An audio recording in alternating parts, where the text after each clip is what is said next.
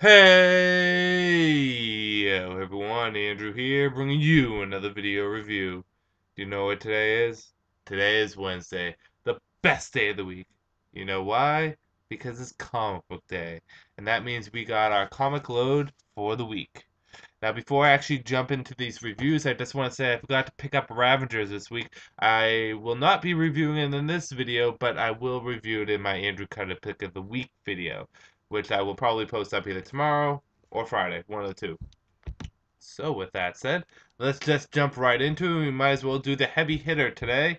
The big comic, which would be Batman issue number 11, finishing the epic Court of the Owl story arc. So, I got all the covers here, the normal cover, the combo pack cover, because I just do, and then the variant cover right here.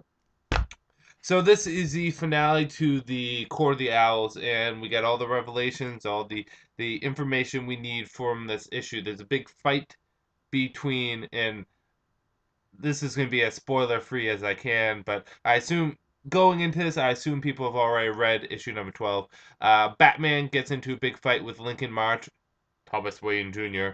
And he's basically, the majority of the fight, Thomas Wayne Jr. is giving his motivation for doing what he's doing.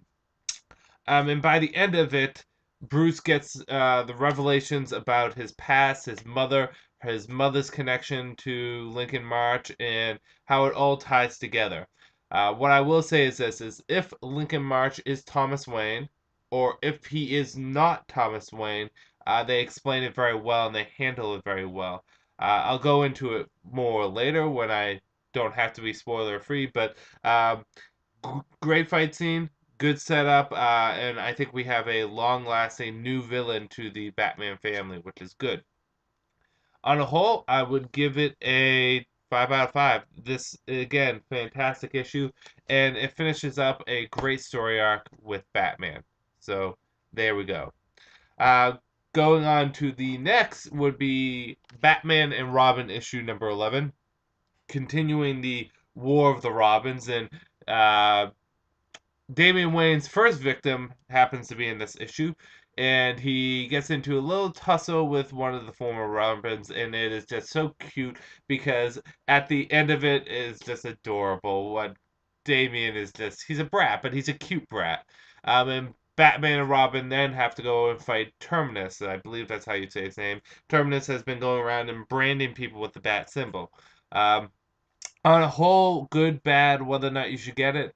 I did like this issue. I found the moments between the Robin and between Robin and a former Robin. I don't want to reveal which Robin. Robin and a former Robin to be fun and good and entertaining. Uh, I particularly thought that Terminus is actually starting to become kind of an interesting bad guy. I don't think he's going to be a great bad guy, but I think he's at least becoming an interesting bad guy. I like him more in this issue than I liked him in the previous issue. The only bad is that this issue, this story arc is ending at 12, I believe. So when are we going to have Damien go up against the other Robins? It should be interesting. So on a whole, I'll give this 3.7 out of 5. I enjoyed it. I enjoyed the Robin bits more than anything else, but it was an okay issue. Next, we have Batgirl, issue number 11, dealing with the Nightfall crew. Basically, where we last left off is Batgirl's dealing with this crew of bad vigilantes led by this girl who was a billionaire sent to prison, and they call themselves Nightfall. And basically, Batgirl's facing up against, fighting these individuals, and during it, the detective that wants to bring Batgirl in actually saves her life. So, kind of interesting how things go down with that. But we learn more about the bad guys, about Nightfall, and about this cop. And while this is all going on, James Gordon Jr. is lurking in the shadows, being his sketchy self that he usually is. Good, bad, whether or not you should get it. Good. Uh, I like the James Gordon Jr. stuff that's happening, and this cop that they're bringing in, that they've been using a lot since like issue 1. she's actually starting to grow on me. It's almost like a Renee Montoya or a Harvey Bullock, someone that's just it's growing on me. It's someone that's part of the Gotham PD that I'm starting to like. Bad is the costumes for the villains is so generic. The main villain, the Nightfall, which we assume is the billionaire girl, I like that costume. The hood and the very archaic looking costume, that's fine. But the other ones, they just look silly, and I can't get into them as villains. On the whole, whether or not you should get it, Batgirl has been a decent series thus far, but I'm feeling as though they're really lacking the bad guys. And although I think Gal Simone has a great voice for Barbara Gordon, I'm enjoying her more in Birds of Prey.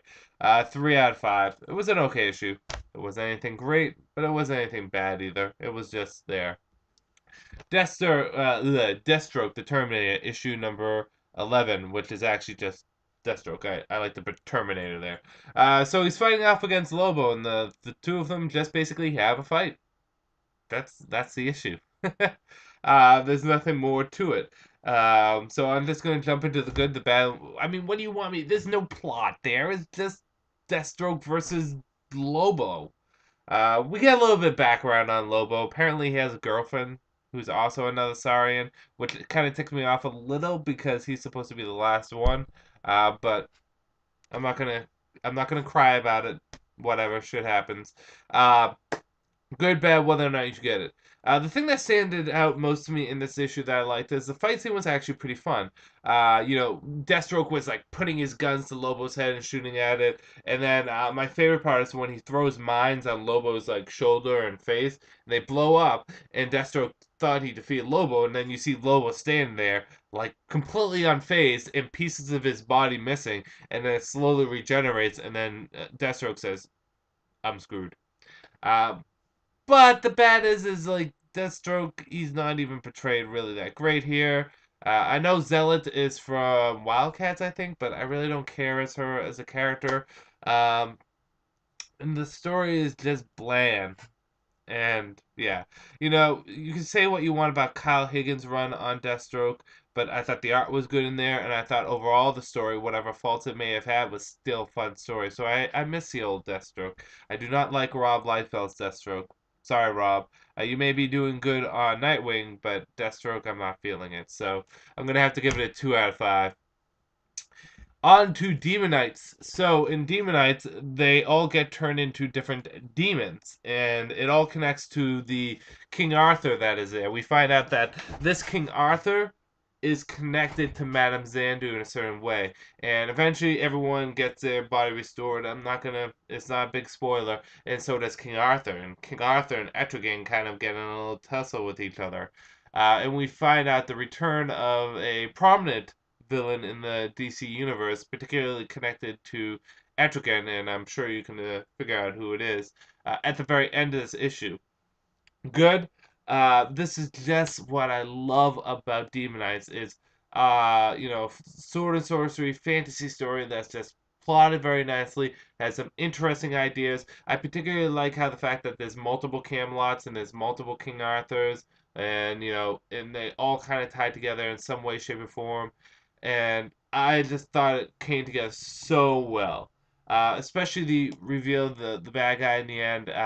It was almost as good, if not better, than the Solomon Grundy review. I would say it's as good as the Solomon Grundy reveal in issue 3 of Earth 2. On a whole, whether or not you should get it, definitely 5 out of 5.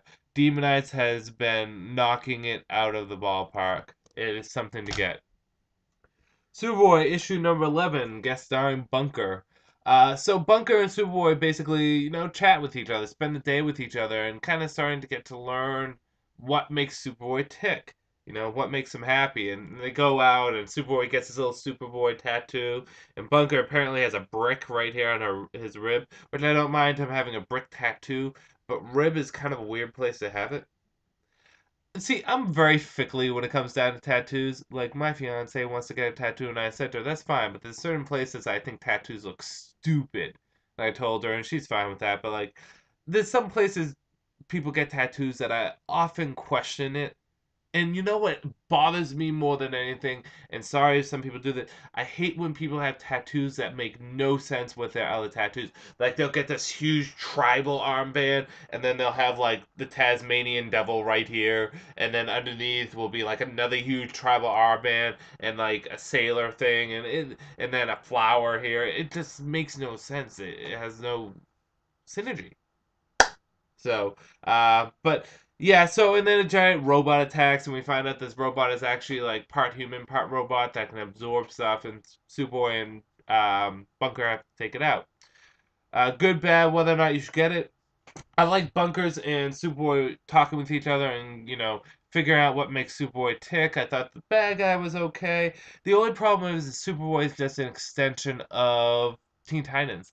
What's the point of it? You get everything you need from Superboy from Teen Titans. So I'll give it a 3 out of 5. Swamp Thing. So Abigail Arkham gets taken by the other Arkham. And basically, Swamp Thing gets his body back and is a duel between the two of them. And boy, is it a duel. I don't want to reveal too much in that, but it leaves off on a big cliffhanger that will definitely send us into Rot World. Good. The fighting was good. The atmosphere was good. The villain was good. And the ending was really good. Bad? None. Swamp Thing, just like Demonites, is a gem to the DCU, and 5 out of 5. Shade issue number 10. So I found this issue to be interesting. Is Shade is basically captured by his great grandson, and he's tied up, and these gods are coming out, and they're about to be ritual sacrifice. If you haven't been following this series, it's a bit confusing, especially seeing it's very wordy.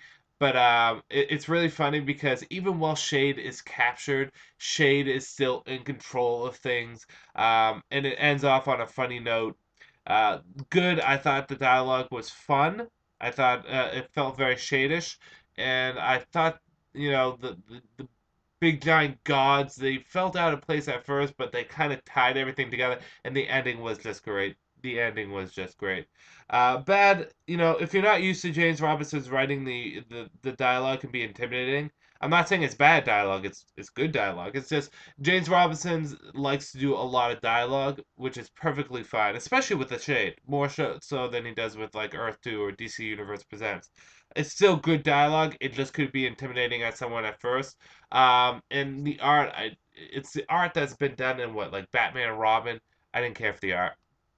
That's just me. It's not bad art. I just don't care for it. The shade looked weird. On a whole, I'll give this a 4.5 out of 5. Started off, I think a little slow, but it started to build up, and every time I feel as though this comic is a little slow, James Robinson shows me why The Shade is a good comic.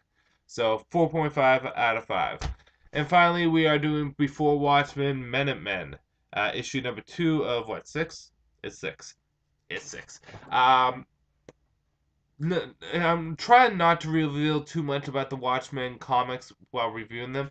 So basically, all you need to know, issue 2 is where the Minutemen actually come together. They form their team. You see the strengths, the weaknesses, the dynamics between the two, all of them, and some interesting secrets revealed. On a whole, 4 out of 5. I did enjoy this issue. I thought the only problem with it is there was quite a bit of dialogue, and I think it took away from the pacing of the issue. But besides that, I thought it was good. So those are my comics for this week. I will have a review of Ravagers up for with my Andrew Carter Pick of the Week video. And yeah, I'm going to end the video here. This is Andrew saying peace out for now.